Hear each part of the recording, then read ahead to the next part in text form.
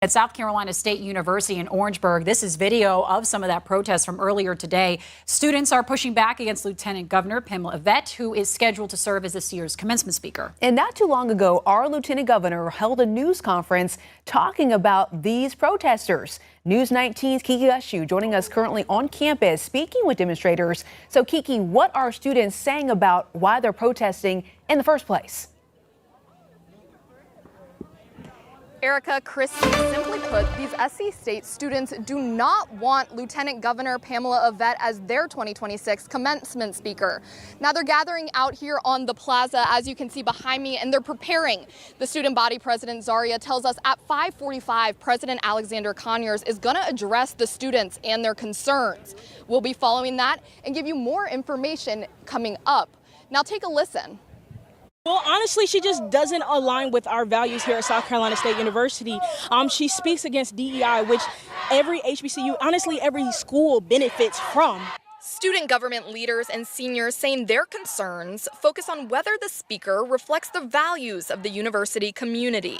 We are basically here to talk based on our morals at a university, a historically black institution, how we feel as students that we have worked so hard over the past 4 years to do what we have to do to be graduates, to be students that are willing to go out in the world and accept what we're given and fight for what we want. So we're not against the Lieutenant Governor at all as a person. We are more on the fact that commencement is sacred, and we want somebody here that's willing to uplift us as students. Students say commencement should be about a moment that reflects their experience and their future. A graduation ceremony is supposed to be about students finishing a job, families celebrating, and graduates preparing to step into the real world. But at South Carolina State University, commencement turned into a political fight because students protested Lieutenant Governor Pamela Yvette being selected as their 2026 commencement speaker. According to the report, students objected because they believe her views do not align with the values of the university, especially when it comes to DEI, diversity, equity, and inclusion. In simple terms, those are programs that supporters say are meant to expand opportunity and fairness, while critics argue they can become political, divisive, or unfair if they are pushed too far. South Carolina State is also a public HBCU, meaning it is a historically black college or university that receives public support and exists within the state's higher education system. So this is not just a private campus disagreement. This involves students, university leadership, taxpayers, elected officials, and now lawmakers who are reportedly asking whether the school should continue receiving the same level of public funding after disinviting the lieutenant governor. And in my basic reaction is this: students can protest, but a public university does not get to act like a private political club while still expecting public money with no questions asked. And we're going to break this down, look at the different perspectives, and then I'll give my thoughts. Hit the like button, share the video, subscribe to the channel, and I want you guys to check this out. Welcome back to Search. Today's top searches are only part of the story. A simple scroll can sometimes take you down a deep rabbit hole. It's time now for the spiral.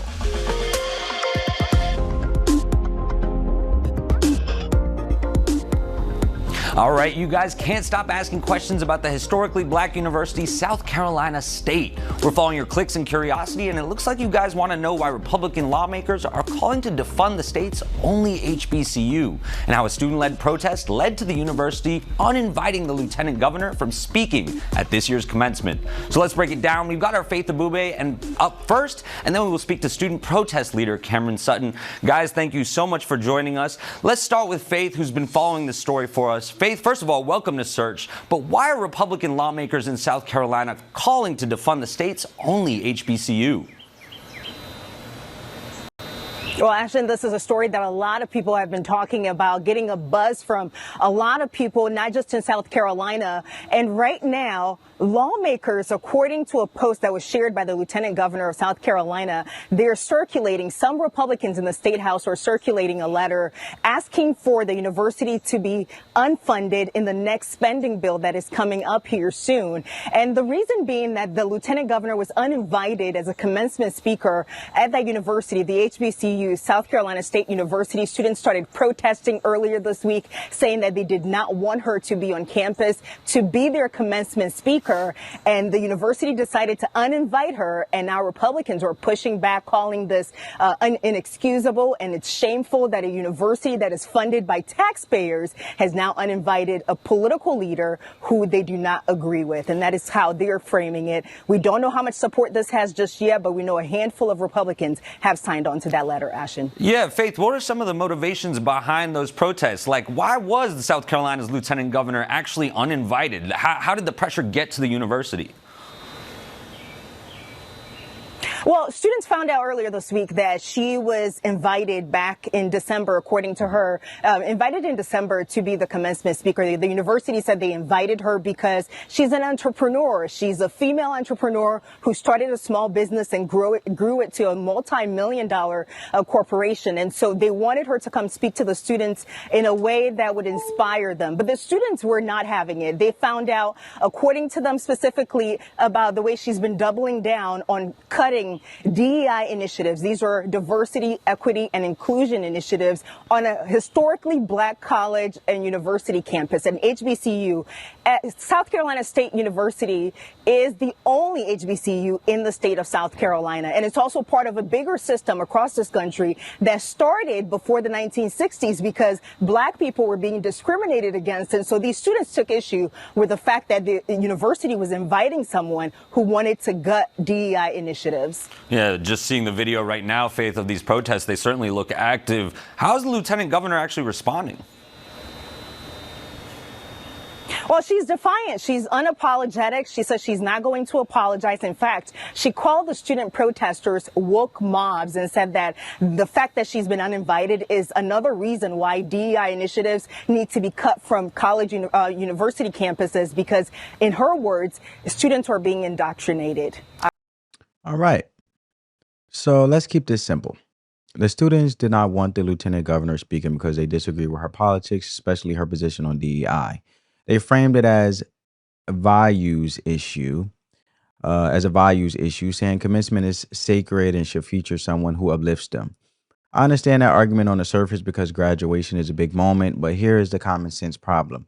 In the real world, you are constantly going to hear from people you do not fully agree with. You may disagree with your boss. You may disagree with a professor. You may disagree with a customer, a coworker, a judge, mayor, governor, or a company executive. That does not mean you get to remove them from every room. A commencement speech is not a political marriage. It is not an endorsement of every belief that speaker has. It is a speech. You can disagree with someone and still listen for 20 minutes. That is part of becoming an adult.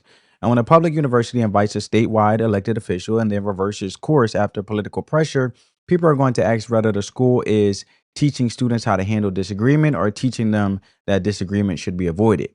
That is the issue. It is not about whether students have the right to protest. They do. The issue is whether the university should reward that protest by removing the speaker simply because the speaker represents a political viewpoint some students oppose. And this is where I think the criticism is completely fair. South Carolina State is a public university. Public universities receive taxpayer support. And when taxpayer money is involved, the public has every right to ask questions. A public school should not operate like it belongs to one political side. It should not create the impression that only one worldview is welcome. If the university invited a lieutenant governor because she is a businesswoman, an elected official, and someone with leadership experience, then that is a reasonable reason to invite her. If the university later decided she was no longer acceptable because students did not like her DEI position, then the university needs to explain that clearly. If you don't show the work, people question the answer. That is common sense. Who approved the invitation? What changed? Was there a safety concern? Was there a policy issue? Or did leadership simply fold under pressure? Those are fair questions. And if the answer is basically students protested, so we changed our mind, then lawmakers are absolutely going to ask why taxpayers should fund an institution that appears to reject speakers based on political disagreement. That does not mean every funding cut is automatically justified, but it does mean a serious funding review is fair. Public money comes with public accountability. If a university wants taxpayer support, it has to show that it can handle disagreement, apply consistent standards, and stay focused on education. Now let's talk about DEI, because this is the center of the fight. Supporters of DEI believe these programs help create opportunity for students who may have faced barriers in the past. At an HBCU, that argument has real historical weight because HBCUs exist partly because Black students were once denied fair access to many institutions. So when students hear a public official criticize DEI, many may take that personally or see it as a threat to programs they believed helped their campus. This is the student side of the argument, but the other side is also legitimate.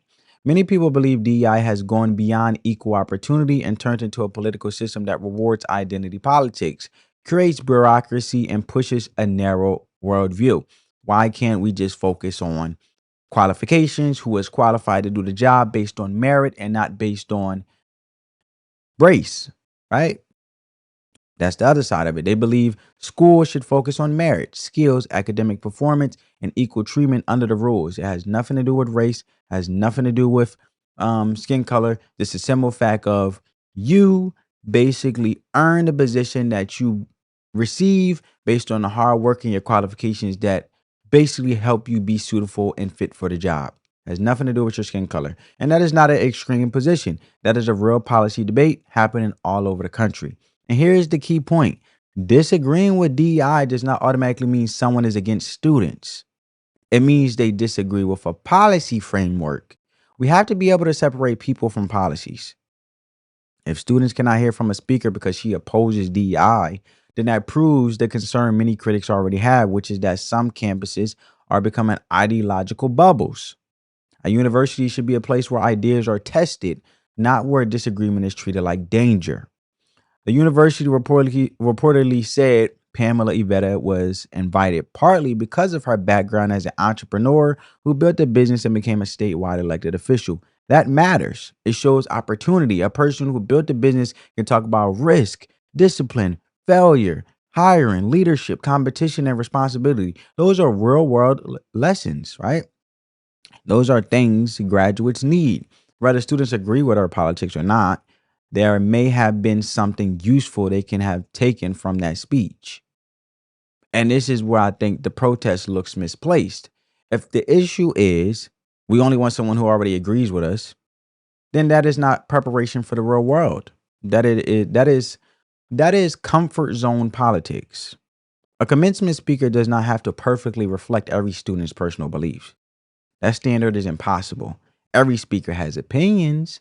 Every speaker has a background. Every speaker has critics.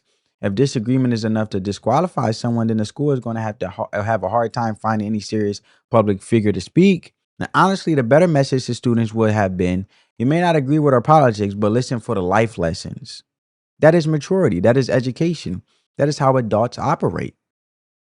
You don't have to clap for every line. You don't have to vote for her. You don't have to support her policies. But you can still sit there and listen and decide for yourself what has value and what does not, and take what resonates, right? And this is the part people may not want to talk about, but it matters. If a public university is dealing with concerns about graduation rates, you don't want to believe me? Okay, family, I'll show you guys the proof in the pudding. South Carolina State University graduation rate and retention rates. 14% 4-year graduation rate, 37% 6-year graduation rate, and 69% retention rate. Now, you see that graduation rate is 14%.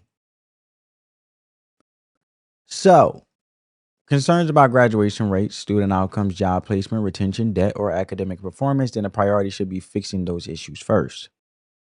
Before anyone repeats a specific graduation rate number, they should verify it directly from official data. But if the number is being discussed here, like I'm saying, when I put up a source, collegefactual.com, are anywhere close to accurate to what I'm saying, which is showing, then the school has bigger problems and bigger fish to fry than those who give a commencement speech. A university first job is to educate students to help them graduate with useful skills and having a higher retention rate than this. Students need to be able to write, speak, think, calculate, work, compete, and build a future. Rent is high, groceries are high, insurance is high, student loans are real. And the job market is competitive. Employers are not hiring people because they protested the right speaker. Employers are hiring people because they can solve problems, communicate clearly, show up on time, or bring value. Anybody is willing to pay you the price if you're willing to bring value. Right?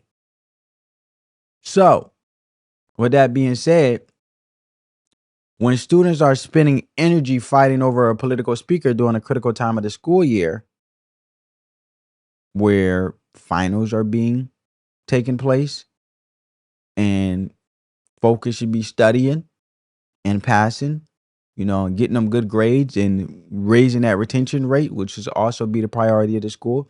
It is fair for people to ask where the priorities are out of order here, based on what you are seeing demonstrated on where their energy is going when the finals and everything else is taking place, let alone graduation.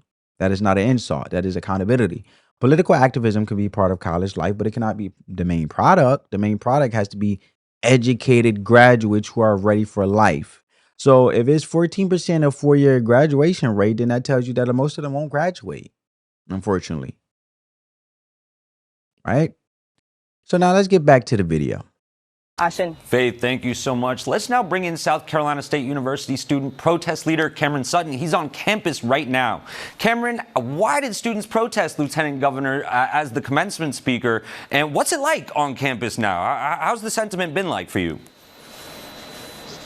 So for us, it was mainly just about the morals. We understand that she doesn't stand for what we stand for, so we wouldn't allow her the opportunity to speak here.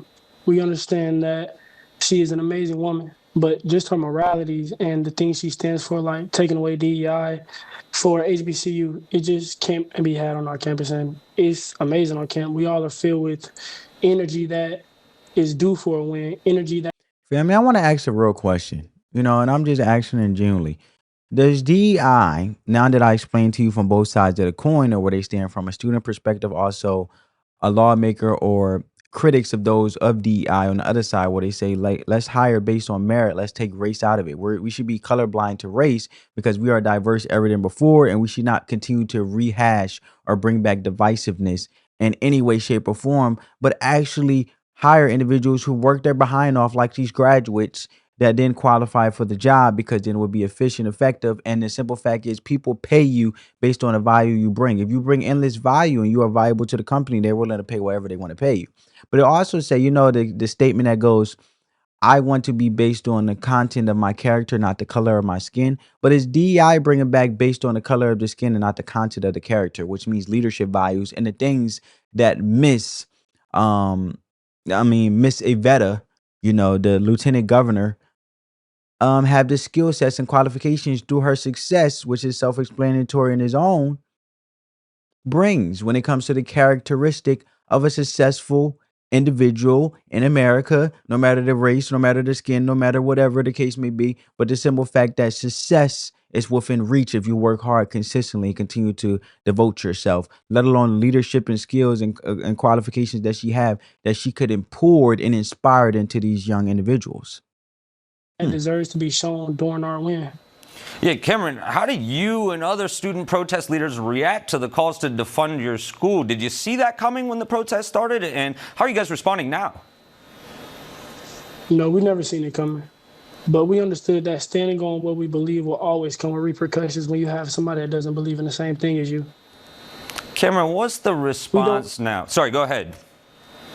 No, it's okay. It's okay. Finish. Yeah, Cameron, what's the response now? I mean, how do you take these sort of threats to be defunded and translate them into making sure that you guys achieve what it is that you'd like to see happen?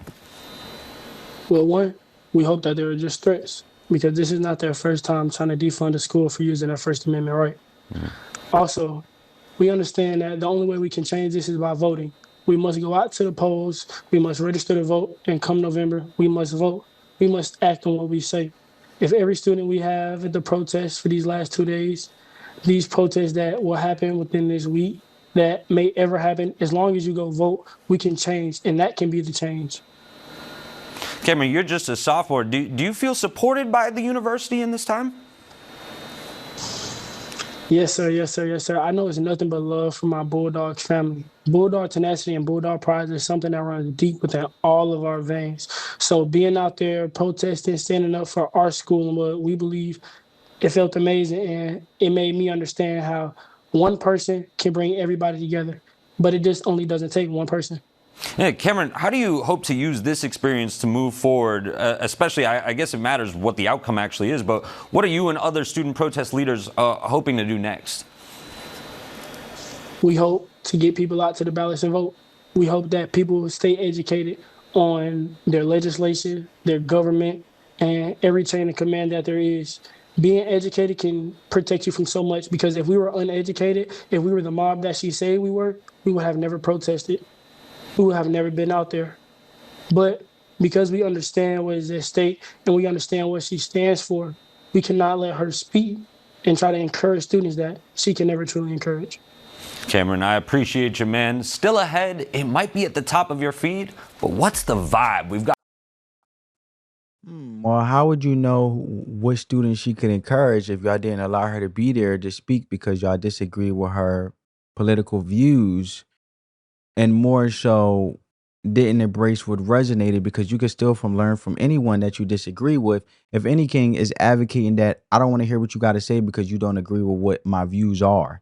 So if you're always in a room with individuals that agree with you, how can you actually prove and also be a better person that you want to become? Because you won't know a different perspective that you could be ignorantly blinding yourself to, because that can make you a better person, but you won't know what you don't know because you just closed off a perspective from being closed-minded. So is it ignorance, or is it being educated, or being arrogant to the simple fact that you feel educated enough that you don't feel open-minded to someone who has been successful with qualifications that can pour into you guys? I'm just asking questions. Now, and I do understand why Republican lawmakers responded by talking about funding. Yes, I do. If a taxpayer-funded university invites the Republican lieutenant governor, then removes her after student backlash, and it doesn't matter if she's Republican. It could be a Democrat. It's a simple fact. But however, Republican lawmakers are going to see that as political discrimination, right? Or it could just be political demonstration, like I said, no matter what side of the aisle you are on politically. They are going to say, hold on, this school receives public money. It cannot tolerate a Republican statewide official giving a graduation speech. That reaction is not surprising. Honestly, I think the university should have expected it. When public institutions make political looking decisions, political consequences follow. That said, funding decisions should still be handled carefully, because lawmakers should not just say, we are angry, so cut everything. They should lay out a clear standard. Are they reviewing viewpoint diversity, or are they reviewing student outcomes? Are they reviewing administrative leadership? Are they reviewing whether the school is delivering enough value for taxpayers? As in, AKA in translation, graduation retention? Right? That's why I mentioned, are they reviewing student outcomes? And if the answers show poor performance or poor leadership, then the funding review is justified. I show you guys the retention rate, 14%.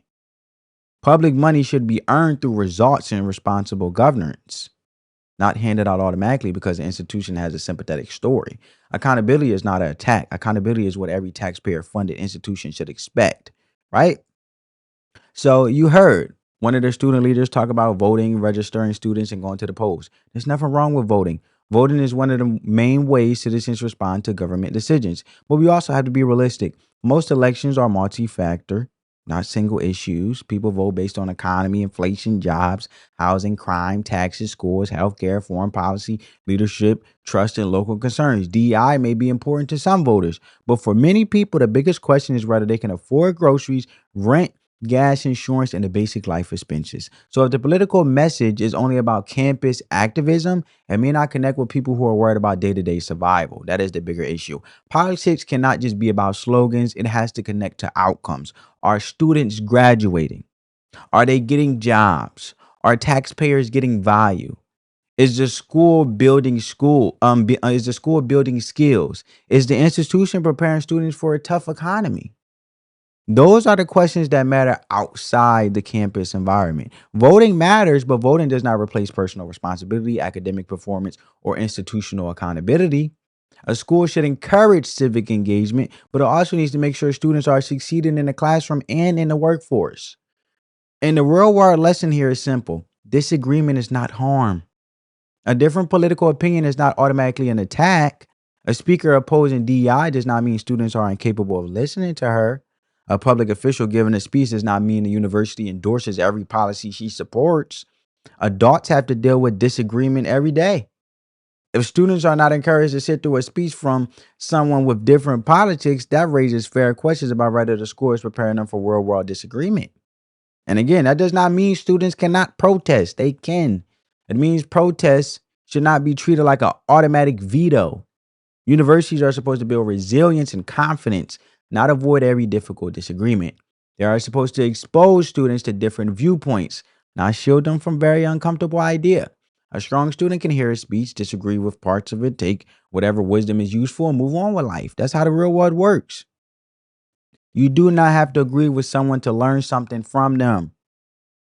Sometimes the people you disagree with force you to sharpen your own thinking. And that is education. That is growth. That is what colleges should be encouraging. My view is straightforward. The students had the right to protest, but the university should not have folded without a clear, serious explanation. If the lieutenant governor was invited because of her business background and public leadership, the school should have been prepared to stand by that decision.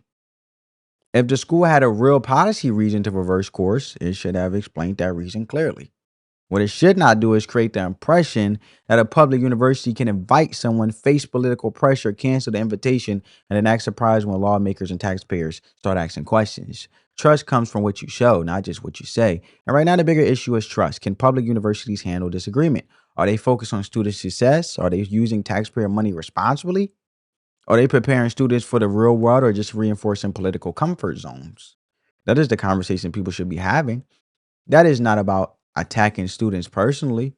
That is about standards, leadership, accountability, and outcomes. A public university should be open enough to hear different viewpoints, strong enough to defend its decisions, and serious enough to put education first.